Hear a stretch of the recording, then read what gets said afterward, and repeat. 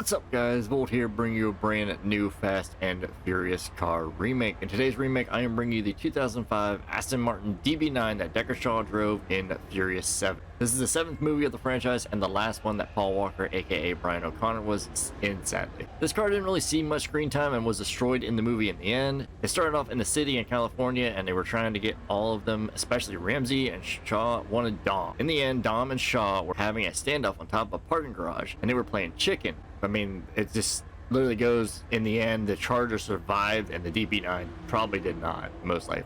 Because, I mean, the Charger literally wheelied over top of this car. Now, I don't know if I have a request for this, but if I do, I'll put them on screen right now for you guys. So thank you very much for requesting this if anybody did. I will say the F620 is the best option for this build. And I know a lot of people are going to say, but it's an Ocelot. So it's not, you know, it's not an Aston Martin. It's a Jaguar. To be fair, it is actually based around a Jaguar XKR with some minor things taken from the Aston Martin DB9. They honestly look almost like siblings or, you know, something along the same lines of like relatives or something along those lines. And it's hard to tell them apart other than the badges and a few modifications done with the car. But I mean, overall, it looks pretty close to an Aston Martin DB9 in my personal opinion, or the closest thing you can actually get in game. Now, I will say that we are going to start off like we always do. We're going to start off with the base price, but unfortunately, you cannot do that because they removed this from the website. So you cannot find this on the website anymore. If you go to the Travel and Transport website, you go to the two-door option and you sort by price, the cheapest cars are going to be up here at the top. And what we're looking for is a two-door coupe. But unfortunately, again, like I said, they removed it because it was not $435,000. I think it was close to like maybe 20 grand, somewhere around there, maybe even cheaper, 15 grand, something like that.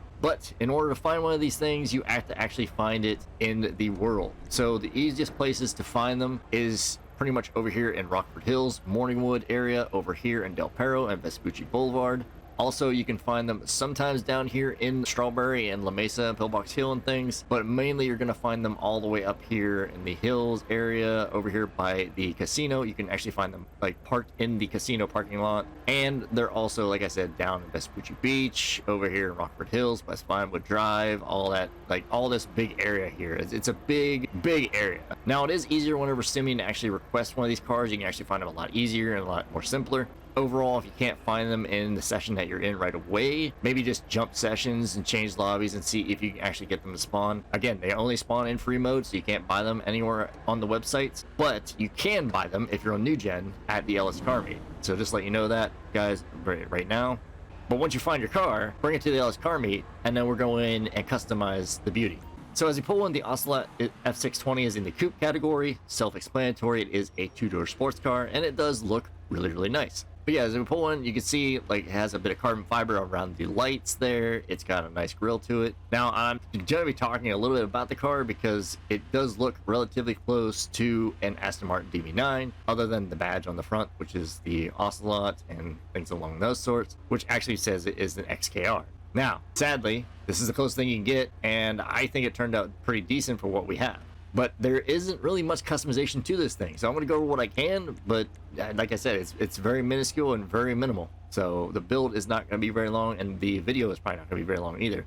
So what you want to do is you want to go to lights, and you want to go to the headlights, you want to go with the white lights. It actually had white lights on the car. It was really nice looking. I think white lights look really nice on most cars. These stock lights and xenon lights just don't look right at all, in my opinion. I think the white lights fit better for the build and just the car in general, and a lot of cars in general too. So white lights, best option there. After that, move on to the neon kits. You want to go to neon layout, and it's going to be none because, again, later in the movies they didn't add a neon. Why would they add neon to this like matte grayish looking Aston Martin DB9? It would be beyond me. I'm just saying that right now. None for that option there. After that, move on to the plate. You want to go with a blue and white 2, which is the best representation for a California style plate. And the custom plate you want to go for is 8QBP317.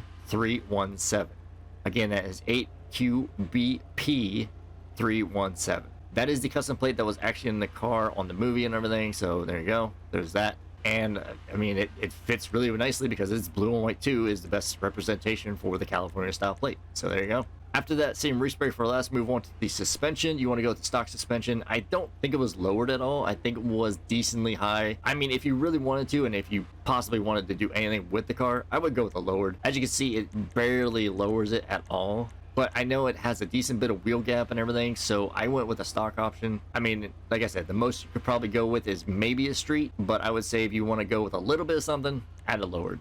Me personally, I'm just going to keep it stock.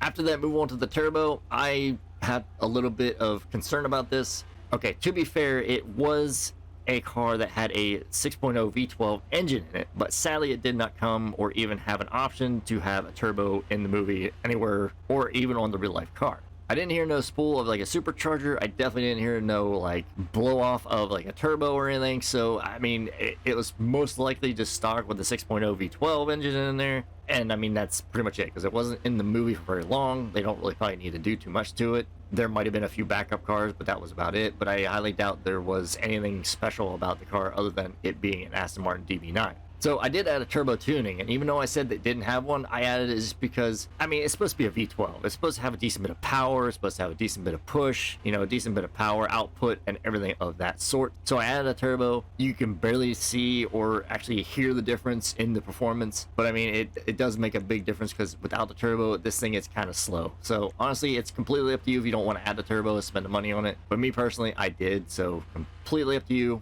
what you want to do. After that, move on to the wheels. You want to go to wheel type, you want to go to the sport category, you want to go to chrome rims, and you want to put on the S Racer rims. Now these I think fit the best. They have the same kind of design as the actual like rims or on a real life car in the movie and all that, and they kind of just like fan outwards and go kind of like curve out to the edge of the rim and all that. So I think they look really, really nice. They look really, really close to the real things. There is more spokes on these, I believe, than the actual ones on the actual car, but I mean, these are about the closest thing you can get. So these are what I went for. So S-Racer rims in chrome in the sport category, best option there. After that, move on to the wheel color, which you can't change because they're chrome. So moving on from there, we move on to the tires. You want to go to tire design, you just want to keep them stock. Didn't have no custom tires, don't worry about changing or adding anything on there. They were just nice and stock tires. I don't see a point in changing that. After that, move on to the tire enhancements. Now, bear with me here. It is Deckard Shaw. He's like a military specialist. He knows all kinds of like different techniques and things, and has a whole bunch of intelligence. And I just feel like bulletproof tires for his car would just fit, and that's just the way he would have it. So I say bulletproof tires, best option there. You guys can go with standard tires if you wish. I know it's GT Online. You can go with either one of these two if you wish. And bulletproof tires honestly kind of fit a little bit better in my opinion, but that's just me. It definitely wasn't drifting, so I wouldn't add low grips. So me personally, I'm going with bulletproof tires. After that, move on to the tire smoke. Just go with the white tire smoke. I don't see a point in changing this. After that, move on to the windows. You just want to go with a nice clear none. Didn't have a window tint on the car, which is actually shocking. I thought maybe it had like maybe a little bit of a light smoke, but no, it was actually crystal clear. It was nice and clean. So yeah, just go with a nice clear none for the tint. All right, and I'll see you guys in 2 seconds with a rolled steel primer color. Alright, and we're back. As you can see, I have my car in my primed out rolled steel. Pretty much what I always do for all my builds. That way you know what color I'm going to be doing for the LSC color and custom crew color. This time, guys, it's just going to be an LSC color. So don't worry about adding any like hex code or anything on screen right now. So yeah, we're just going to go with the basic LSC color. Unfortunately, you can only do this at the Los Santos Customs. I don't know if you can do this at your auto shop. I could be wrong on that. I mean, I know you can definitely do this at the Los Santos Customs. You cannot do it at the Los Santos car meet or really like your office garage or anything like that. This is the matte pearlescent glitch. So what you need to do is you want to go to primary color. You want to go down to the matte. You want to go down to the light gray, and you want to apply that just like that. So this is going to give the base coat for the actual car, and it does look really nice. It's supposed to be a matte gray Aston Martin DB9, so there it is. Now to get a little bit of a different shade or a little bit more of a different hue, a little bit more shine as well to kind of get the kind of look to it, you want to go back all the way out to the primary color again, go back to metallics, hover on the metallics for 5 seconds, so 1, 2, 3, 4, 5, back out and change something on the car. My recommendation, easiest and cheapest thing is the plate. So we're going to change that real quick. Go back in the primary color, go down to pearlescence, and long and behold, you can actually add a pearlescent to the car.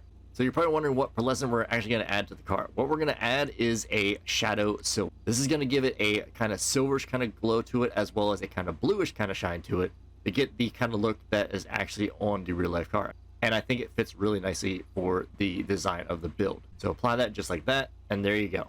Yeah, guys, that's it. That's how you recreate the 2005 Aston Martin DB9 that Deckard Shaw drives in Furious 7. I mean, it's a very cheap, easy build. I mean, it's really cool. Another little fun fact is this is my actual very first car that I actually got in GTA Online. So this is my like starting car, I guess you could say. and I found it on the street and I upgraded it, and it was just something I love driving around. I thought it was such a cool car, and I still do think it's a cool car. But I'm kind of curious, what do you guys actually have as your very first car in GT Online? Let me know down in the comment section down below. Let's just go outside. Of course, it's gonna be nice and dark out, so I can't really show off the actual pearl or the shine or the color. Maybe a little bit over here, you might be able to see it. So right here, as you can see, I'll kind of do a little spin right here in the light. So you can see the car in all its glory. You got the white lights on there, which look really nice. Nice matte gray on here with the chrome rims. Pretty simplistic slash like easy build, but overall it is still a very beautiful build. I think it'd be kind of cool if they actually added the Ocelot F620 as a Benny's vehicle and maybe changed it from XKR to a Aston Martin like wide body design or something, you know? I think they could do a lot with this thing. They can make it like a wide body kit and give like the body kit from Need for Speed Most Wanted, Ronnie's Aston Martin, you know? But anyways, let's just go for a drive, guys. So as you can see, you can kind of hear that turbo. I mean, it is there, but it does have the performance now that I feel like it should have. So yeah, guys, I hope you guys did enjoy the video or possibly found it helpful at all. If you guys did, don't forget to like, subscribe, hit that notification bell, leave comments down in the comment section down below for what build you'd like to see next. I'll be more than happy to reply you guys down there as best I can anyways. But yeah, guys, links down in the description below for the Twitter, Discord, and the crew. Free to join, free to leave anytime you wish. But yeah, guys, with all that being said, I hope you guys have a great day slash night. Thanks for watching, thanks for tuning in, thanks for love and support as always, and I hope to see you guys in the next one. I'll catch you guys later, and I'm out. Peace.